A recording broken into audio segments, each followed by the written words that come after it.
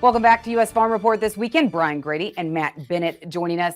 Brian, it's like a broken record. We think we may get some rains. Those rains don't materialize in the past few weeks, and we see commodity prices just continue to explode. More volatility this week.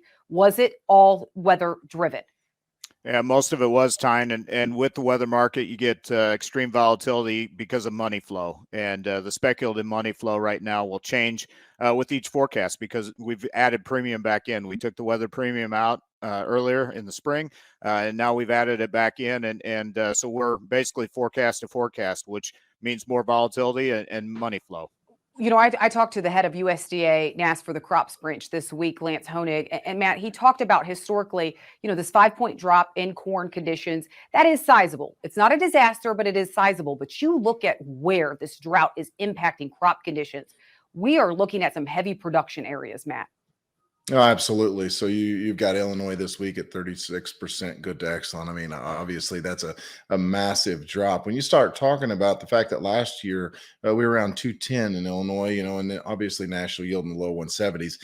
To me, you got to ask yourself, what's it do to national yield if you start taking 30, 40 bushel out of Illinois? And I think that that's something that certainly is in the realm of possibilities at this stage of the game. If we don't start getting rain in short order, I think that it could be even worse than that. So you got to understand this crop is changing by the day. It's been a weird drought in that we haven't been super hot, been fairly cool, but we kind of came into this situation with not a whole lot of subsoil moisture in a lot of areas as far as the Midwest was concerned. And so this drought has certainly been a different one, but it's taken its toll. The lighter ground's really suffering right now. Yeah, you look at the subsoil moisture maps from this crop progress report and places like Illinois, Michigan, it is not a pretty picture, Brian. So, I mean, is it going to take more than one rain? Or for traders, do you think in their minds, one good Midwest rain and this rally's over? Well, that's kind of how weather markets work, Tyne. We're forecast to forecast, and so if we do get a rain event, yeah, they're going to take some of that premium back out of the market, but then if it turns dry again, you'll be back to adding premium. And so we are now at the point from a soil moisture standpoint where we're hand to mouth, so to speak, on rains. We don't have any subsoil moisture to pull from, so to speak. And as a result, it is going to be forecast to forecast. And keep in mind, we are just getting to the critical time frame or about to get there for corn. The soybeans have longer, obviously, and so maybe some more volatility in soybeans, but July is going to be a critical time frame, obviously, for the corn crop because of the pollination and then the starting of grain fill. Matt, Brian just said it. I mean, it is still early for soybeans. So is it typical to see this type of rally in soybeans this early in the season?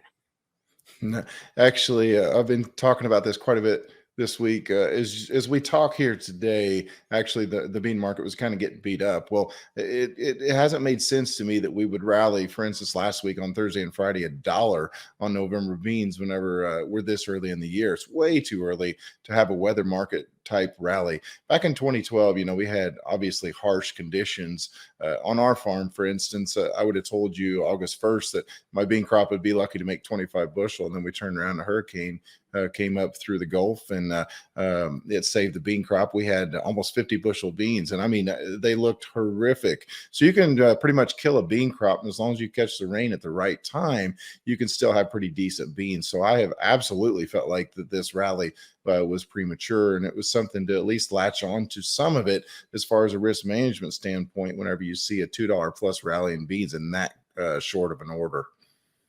Brian, when you look at 64% of the corn crop is now covered in drought, this continued just weekly decline in crop condition ratings in some key production areas, do you think USDA will be forced to adjust its yield forecast? And if so, when do you think that will happen?